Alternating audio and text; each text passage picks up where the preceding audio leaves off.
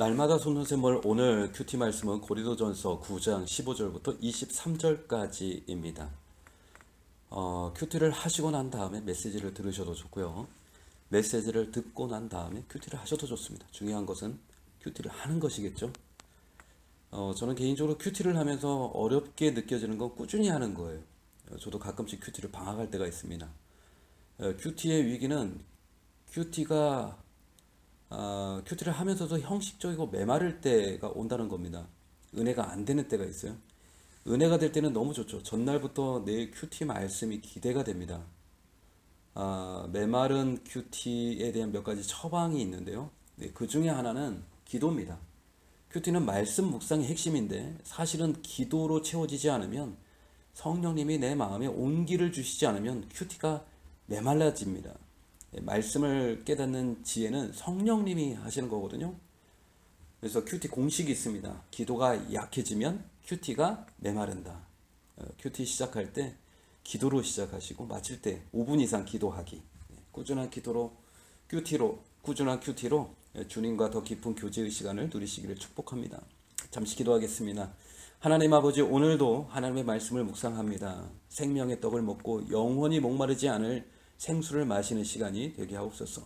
오늘도 포도나무 대신 예수님 안에 거하는 복된 하루 되게 하여 주옵소서. 예수님의 이름으로 기도합니다. 고린도전서 9장의 배경은 바울이 예수님의 종 사도임을 비판하는 사람들이 있었습니다. 사도 바울이 진짜 사도 맞냐 의심하고 비판했죠. 고린도 교회 성도들도 그런 비판의 소문을 들었고 그런 이야기가 성도들에게 좋은 영향을 주지 않았겠죠. 바울이 고린도 교회를 세웠고 바울에게서 말씀을 배웠고 바울의 비전과 함께 동역하는 고린도 교회이기 때문에 이런 비판에 대해서 사도 바울은 가만히 있을 수 없었습니다.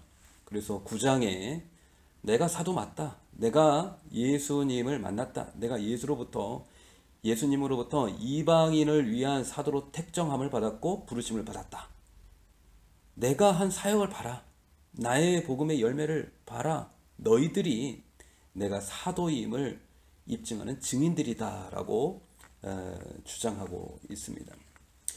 바울을 비판하는 사람들의 또 다른 쟁점 중에 하나가 뭐냐면 그들의 비판은 이겁니다. 사도 바울이 교회로부터 생활과 사역에 대한 사례금, 사역비를 받지 않고 있다는 거예요. 성경에 의하면 제사장이나 성전에서 일하는 자는 당연히 성전의 보수 급여를 받는 것이 당연하다. 다른 예수님의 제자인 사도들을 봐라. 교회로부터 지원과 재정적인 후원을 받는데 왜 바울은 그런 성경적인 원리를 따르지 않고 있냐? 이건 사도가 아님을 스스로 입증하는 것이다 라고 주장하는 거죠. 이에 반해 사도 바울은 9장 3절부터 6절까지 나를 비판하는 자들에게 변명할 것은 이것이니 라고 하면서 내가 왜 먹고 마실 권리가 없느냐? 내가 왜 사역자로서 숙식 제공, 재정 지원 받을 권리, 아내와 함께 순회할 권리, 휴가 가서 쉴 권리가 없겠느냐? 그런 권리가 사도에게 보장되어 있다는 건 나도 안다. 그러나 내가 이런 권리를 포기하는 데 이유가 있다. 그래서 12절 말씀입니다. 다른 이들도 너희에게 이런 권리를 가졌거든 하물며 우리일까 보냐.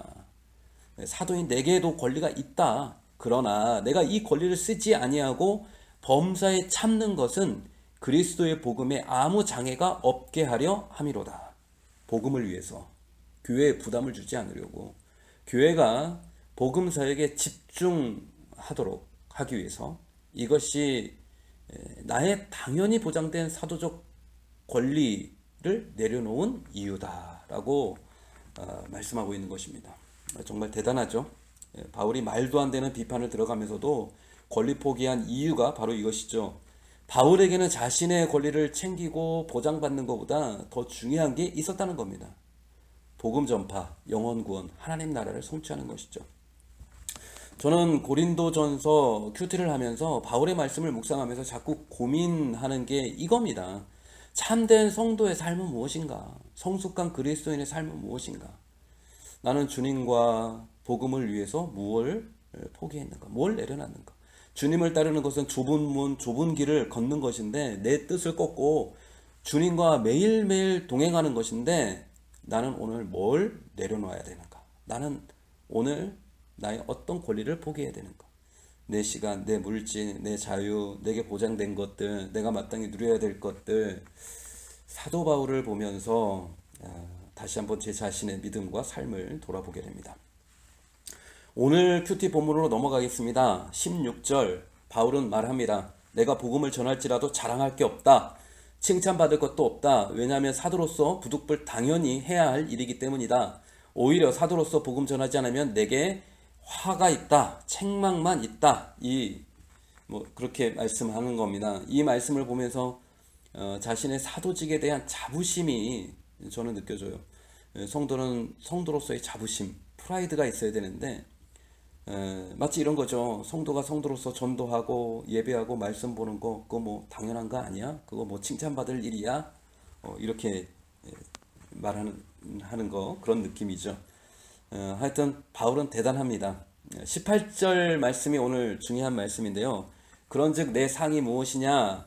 내가 복음을 전할 때 값없이 전하고 복음으로 말미암아 내게 있는 권리를 다 쓰지 아니하는 이것이로다. 바울은 자신이 전도한 것에 대한 상과 칭찬은 없다. 왜냐? 사도로서 사명받은 자로서 당연한 일이기 때문이다.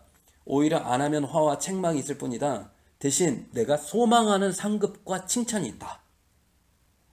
그건 복음 전하는 과정에서 값없이 어떤 보상도 없이 어떤 대가도 없이 섬기고 베풀며 전도한 방법과 과정 때문일 것이다. 또 하나 내가 상급과 칭찬은 내가 사도로서 보장된 내 권리를 쓰지 않음에 대해 하나님께 상급과 칭찬이 있을 것이다 라고 말씀하고 있습니다. 내가 사도로서 중요한 건 복음 전도 목표가 아니다. 중요한 건 전도하는 과정에서 내가 행한 섬김, 희생, 선한 일 때문이다. 나는 그 일에 대한 상급과 칭찬을 받을 것이다. 속도보다 중요한 건 방향이다 라는 말이 있죠. 빨리 가는 게 중요한 게 아니라 제대로 가는 게 중요하다는 것이죠. 올바른 방향이 설정되고 목표가 설정되면 우리는 너무 그 목표에 집중한 나머지 과정은 별로 신경 쓰지 못할 때가 있습니다. 바울은 과정이 아름다워야 한다고 말씀하는 겁니다.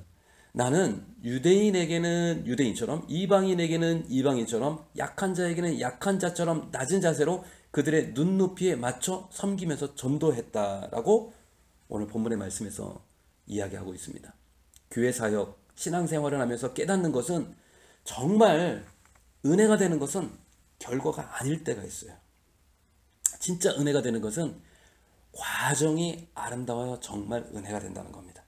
겸손한 마음으로 내 권리를 포기함으로 섬기는 그 과정이 우리에게 큰 감동을 준다는 것입니다. 예수님의 십자가가 아름다운 것은 결과 때문만은 아닙니다. 십자가 위에서 예수님의 모습, 죄인들을 위해 기도하는 모습, 그 과정이 더 큰 감동과 은혜가 된다는 것입니다. 오늘은 여기까지 하겠습니다. 기도하겠습니다. 주님, 오늘 하루 내 자유와 내 권리, 주님을 위해 자원하여 드리는 거룩한 성도가 되게 하여 주옵소서. 방향과 목표뿐만 아니라 과정이 아름다워야 온전한 승리인 줄 믿습니다. 바울처럼 예수님처럼 살게 해 주옵소서. 예수님의 이름으로 기도드립니다. 아멘.